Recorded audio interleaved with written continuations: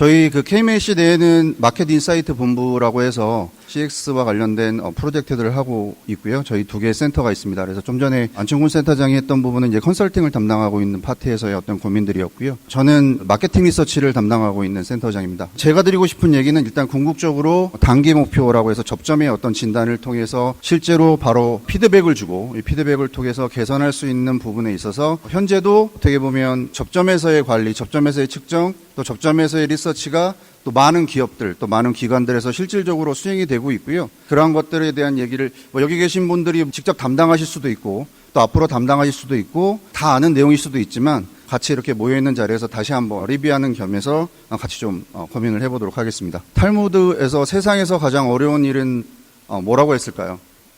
상대방의 마음을 읽는 거라고 그렇게 했습니다. 그래서 어쨌든 저희 마케팅 리서치 자체가 우리가 모르고 있는 것들에 대해서 상대방의 마음을 읽기 위한 어떤 그런 하나의 수단이라고 생각을 하고 있고, 저뿐만 아니라 유명하신 분들도 다 얘기했습니다. 측정해야 먹고 산다.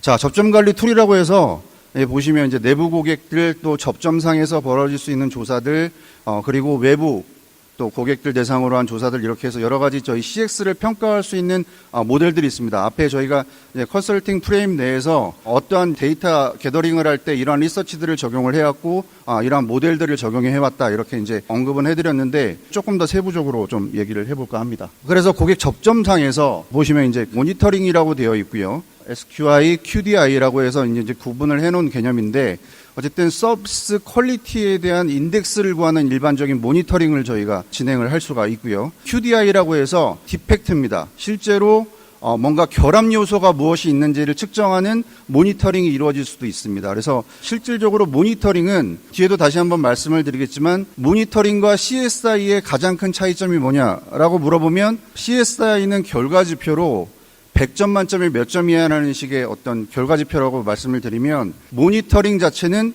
만점이 100점입니다. 그래서 무조건 100점을 맞아야 돼요. 근데 그 안에서 결함이 일어나는 요소에 대해서 감점을 해나가는 조사다. 그래서 어쨌든 기준점 자체가 틀리다. 모니터링 자체는 100점을 무조건 맞아야 됩니다. 그렇게 생각을 해주셔야 된다는 거죠. 그다음에 그 옆에 이제 CXI라고 해서 실제로 고객 경험상에서 그 접점의 긍정적인 경험과 부정적인 경험을 지수화해서 나타내는 그런 인덱스가 있을 수가 있고요. 그다음에 오른쪽에 보시면 CSI, NPS, CVI라고 되어 있습니다. 그래서 CSI는 가장 많이 들어보셨을 텐데 고객 만족도 조사라고 해서 저희의 서비스를 경험하신 분들을 대상으로 해서 좋았어, 나빴어, 앞으로 다시 이용할 거야, 말 거야, 뭐 이런 식의 질문을 가지고 구성한 게 이제 CSI 인덱스라고 보시면 되고, NPS라고 해서 뭐 아시는 분도 아시겠지만 NPS 자체는 기본적으로 CSI의 어떤 축소판의 개념이라고 보시면 되고, 추천 의향이 어쨌든 고객들의 결과지표로서 대표할 수 있는 지수다라고 해서 현재는 뭐 LG 계열사라든지 여러 가지 대기업에서 NPS 조사를 가지고 결과지표를 많이 보고 있습니다. 그래서 NPS는 0점부터 10점까지 나의 서비스 경험상 얼마나 추천하겠느냐라고 해서 9점, 10점 응답한 사람들의 비율에서 6점 이하 응답한 비율을 뺀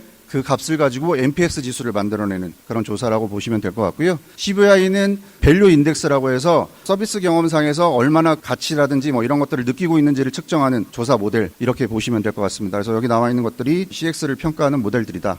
내부 직원들을 평가할 수 있는 CX 모델에 대해서 잠깐 좀 살펴보면, 일단은 맨 처음에 ESI라고 나옵니다. 회사의 밥을 먹고 있는 사람들이 얼마나 만족하고 있는지 내부 직원들을 대상으로 한 조사도 ESI라고 명명을 하고 있고요. 근무 조건부터 해서 임금 체계라든지 회사가 가지고 있는 체계, 복지 뭐 이런 것들을 다 평가하는 그런 문항들로 구성이 되어 있다고 보시면 될 것 같고요. 그다음에 이제 COI라고 해서 이제 고객 지향성 조사라고 해서 실제로 우리 직원들이 고객 만족을 펼치기 위해서 CX를 펼치기 위해서 얼마나 마음가짐이라든지 하드웨어적인 부분, 소프트웨어적인 부분을 잘 가지고 있는지 이런 부분들을 측정하는 모델이라고 보시면 될 것 같고요. 그래서 전사적인 차원에서의 CS 기반이라든지 전략, 개인조차도 얼마나 그런 CS의 지향성을 가지고 있는지를 평가하는 그런 모델이라고 보시면 될 것 같습니다. 그리고 이제 ICSI라고 해서요, 내부 부서 간의 협력도를 평가하는 모델이 되겠습니다. 그래서 컨택센터 부서와 또 다른 부서와의 어떤 협업이라든지 소통 이런 것들을 평가하는 모델이라고 보시면 될 것 같습니다.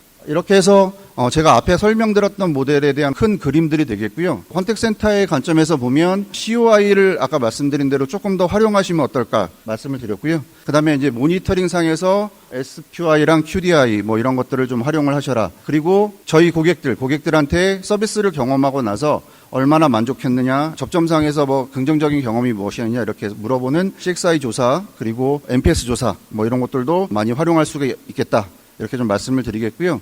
어쨌든 저희가 이제 내부 직원들에 대한 어떤 그런 내부 평가뿐만 아니라 궁극적으로는 고객의 만족을 지켜야 되는 게 저희 CS의 목적이기 때문에 서비스 과정상의 평가, 모니터링과 또 서비스 결과상에서의 평가, CSI 평가라든지 뭐 이런 것들에 대한 실제 리서치 얘기를 조금 더 해볼 건데요. 첫 번째, 모니터링 방법은 어떻게 하는 게 좋을까? 미스터리 쇼핑으로 할까? 녹취콜 평가로 할까? 뭐 이게 어떤 얘기인지는 다 아실 겁니다. 그러니까 모니터링 평가를 하는데 미스터리 평가라고 해서 실제로 고객인 척 가장을 하고 전화를 해서 평가를 할 것이냐? 아니면 내부적으로 쌓인 녹취콜들을 제공을 해서 평가를 하는 것처럼 진행을 할 것이냐, 이러한 고민들이 있으실 텐데 어쨌든 경쟁 컨택센터와의 비교 평가를 위한 거라면 당연히 미스터리 쇼핑으로 평가를 하는 게 당연히 맞는 개념일 거고요. 그게 아니고 내부적으로 인입콜이든 나가는 콜이든 이것저것 다 평가를 하고 싶다. 그러면 당연히 녹취콜 평가라는 것도 가미가 돼서 진행을 해야 된다. 이거는 설계상에서 같이 논의를 해서 진행을 해야 되는 부분들이고 이거에 대한 기준점을 찾는 게 굉장히 중요할 것 같고요. 현실적으로 저희가 진행하는 콜센터 평가에 있어서도 미스테리와 녹취콜을 반반 섞어서 진행하는 케이스도 굉장히 많이 있다. 이렇게 참고하시면 좋을 것 같고요. 그다음에 모니터링 대상자는 어떤 기준으로 선정해야 되냐? 전수 평가를 해야 되냐? 일부 평가를 해야 되냐? 그리고 신입 직원들은 어떻게 하느냐, 베테랑 직원들은 어떻게 하느냐, 이런 고민들도 다 있으실 텐데요. 일단은 저는 무조건 다 평가를 해야 된다고 말씀을 드리고 있습니다. 왜냐하면 고객들이 컨택센터에 컨택을 했을 때 이 사람이 신입 직원인지 베테랑 직원인지 다 모릅니다. 그리고 밤에 전화할 수도 있고 낮에 전화할 수도 있고 고객은 고객 자신 위주로 생각을 하기 때문에 모니터링 평가는 무조건 다 하고 봐야 됩니다. 그게 실제로 뭐 내부 지표라든지 내부 평가에 반영을 하는 거는 다음 문제고요. 실제로 평가 자체는 전수 평가가 돼야 된다라고 저는 일단은 제안을 드리고 있다. 이렇게 말씀을 드리겠고, 또 고민이 있으실 텐데 모니터링 주기는 얼마나 해야 되느냐, 1, 2회 하면 되는 거냐, 아니면 더 많이 해야 되는 거냐, 이런 질문들도 많이 해주시는데요. 옆에 최소 분석 샘플이라고 나와 있는데 표본 조사라는 것들을 진행을 할 때 저희가 녹취콜을 가지고 전수 분석을 하면 사실은 서베이라는 개념이 필요가 없는 거죠. 하지만 모두 다 평가를 할 수 없기 때문에 저희는 샘플링 조사를 하고 있고 그 샘플링을 얼마나 가져갈 것이냐, 이 관점에서 저희는 분석 단위로 최소 30개 정도는 분석을 해야 된다라고 저희는 보통 얘기를 합니다. 정량조사에서는. 그래서 예를 들어서 연간 평가를 하신다. 그러면 어쨌든 조직 단위에 최소 30개 이상은 되어야 된다라고 제안을 드리고 있고 거기에 맞춰서 설계를 한다라고 보시면 될 것 같고요. 그다음에 모니터링 평가 내용은 어떻게 구성해야 되느냐. 또 모니터링 평가할 때 또 가장 또 고민이 되는 게 최초 응대 시간이에요. 솔직히 말씀드리면 잘 나가는 회사일수록 늦게 받아요. 그럴 수밖에 없잖아요. 근데 사실 오래 기다리면 짜증은 나.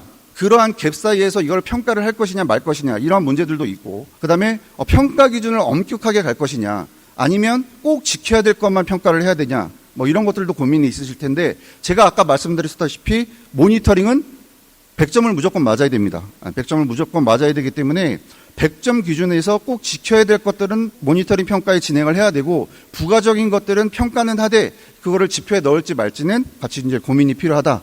뭐 이런 부분이 될 것 같고요. 실제로 저희가 진행하는 어떤 프로젝트 속에서는 최초 응대 시간 같은 경우는 빼서 평가에 반영을 하거나 또 더해서 평가를 하거나 이렇게 옵션을 2개 뽑아서 상황에 맞춰서 내부 데이터로 활용을 하고 있는 그런 케이스들이 있습니다. 자, 그래서 서비스 모니터링 적용이라고 해서 예시가 되겠는데요. 뭐 기본적으로 이런 평가들 많이 하고 계실 것 같습니다. 그래서 수신여 건, 고객맞이 상담 태도, 업무 처리 종료 태도 이런 것들이 되어 있고요.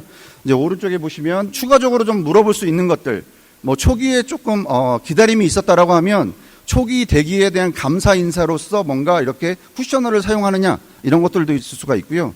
그 다음에 상담한 내용들을 끝부분에서 다시 한번 언급하면서 저희한테 상담 주셨던 내용이 이런 것들이 맞으시죠? 이렇게 해서 다시 한번 묻는다든지, 그리고 끝내기 전에 더 필요한 내용은 없으신지요? 뭐 이런 거라든지, 그리고 마지막에 감동어를 좀 사용을 했다라든지, 뭐 예를 들면 이런 거예요. 금융계인데 부자 되세요. 뭐 이런 것들을 사용을 했다든지, 뭐 이런 것들에 대한 어떤 그런 추가적인 평가, 이런 것들도 같이 고민을 실제로 하고 있고 이런 것들도 평가에 넣고 있는 회사들이 있습니다. 자, 그 다음에 이제 결과지표로서 CSI 얘기 잠깐 할게요. 자, 평가 방법은 어떻게 하는 게 좋을까? 아까 말씀드린 대로 CSI와 NPS는 각각 장단점이 있습니다. CSI는 각각의 어떤 접점들의 요소, 차원들을 세부적으로 물어보고 그 세부적인 요소들에 대한 지수를 뽑을 수 있는 장점이 일단 우선적으로 있고요.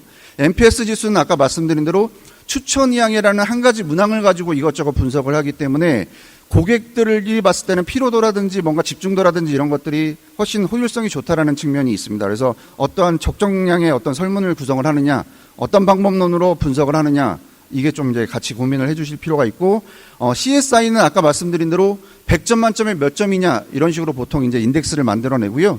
NPS 지수는 마이너스 100점부터 100점까지의 지수를 만들어냅니다. 아까 말씀드린 대로 긍정응답의 90점 비율과 6 이하의 응답 비율을 뺀 것이기 때문에 마이너스 100에서 100까지 움직이게 되고요. 내부적으로 NPS 하시는 회사들이 있으시겠지만 30점이 넘지 않으면 굉장히 못하고 있는 겁니다. 일단 그렇게 보시면 되고요.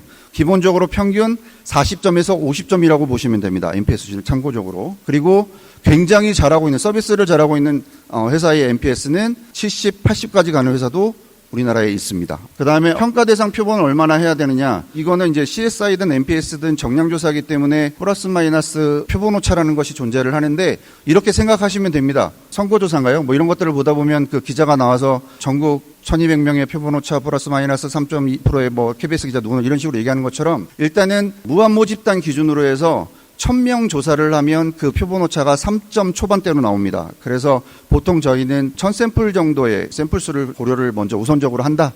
이렇게 보시면 될 것 같고, 무엇보다 가장 중요한 건 아까 말씀드린 대로 우리가 분석해야 되는 단위 기준으로 해서, 예를 들어서 저희 컨택센터에 어떤 그런 부서들이 있다라고 하면 부서 내에서의 최소 샘플은 아까 말씀드린 대로 정말 못해도 30샘플, 50샘플은 돼야 된다는 거, 이거를 기준으로 해서 설계를 해주시면 됩니다. 리서치 방법은 무엇을 해야 되느냐? 우리의 서비스, 컨택센터를 경험하신 분들을 대상으로 해서 한 조사이기 때문에 리스트 자체가 있잖아요. 일단 리스트 자체가 있기 때문에 그 리스트를 가지고 전화 조사를 할 거냐, 온라인 조사를 할 거냐, MMS 조사를 할 거냐, 뭐 이런 부분들인데 현재는 아무래도 전화 조사 쪽보다는 MMS 조사 쪽으로 많이 넘어가서 이제 그 온라인을 타고 조사를 하는 케이스가 많이 있고요. 실제로 조사 응답률은 5%에서 10% 정도 나옵니다. 그러니까 아무런 푸시를 가하지 않았을 때. 일반적으로 그거를 감안을 하셔서 리스트에 대한 어떤 그런 마련이라든지 이런 것들을 고민을 해보시면 좋을 것 같고요. 평가 내용은 어떻게 구성을 해야 되느냐. 서비스 표준안이 있고 또 추가 질문을 구성을 해야 되는 개념들이 있고요. 어쨌든 가장 중요한 건 서비스 표준안에 들어있는 내용은 무조건 평가를 받아야 되는 게 맞고요. CSI 조사의 맹점은 내가 서비스를 받았던 기억에 의존해서 평가를 해야 된다는 점입니다. 이 얘기는 역으로 말씀을 드리면 문항이 많아지면 많아질수록 응답의 퀄리티나 신뢰도나 이런 것들은 떨어질 수밖에 없는 구조다. 이런 것들을 좀 감안을 해서 보셔야 된다라는 거죠. 예, 그래서 이런 것들을 실제로 이제 콜센터를 경험하신 분들을 대상으로 해서 물어봤던 이제 질문들이고요. 질문들 속에서는 이제 서비스 표준이 되는 것들은 기본적으로 물어보고 나서 궁극적으로는 이 기업에 대한 이미지가 좋아지는데 기여를 한 건지 서비스 경험이 뭐 이런 것들을 통해서 이제 추가적인 문항들을 이제 구성을 해서 진행을 하게 됩니다. 자, 이렇게 해서 저희가 앞에 저희 부서에서 진행을 하고 있는 CX의 전반적인 툴 안에서 어떠한 것들을 좀 고민할 수 있을지, 그리고 또 세부적인 리서치와 관련된 부분들 좀 말씀을 드렸습니다. 감사합니다. 예.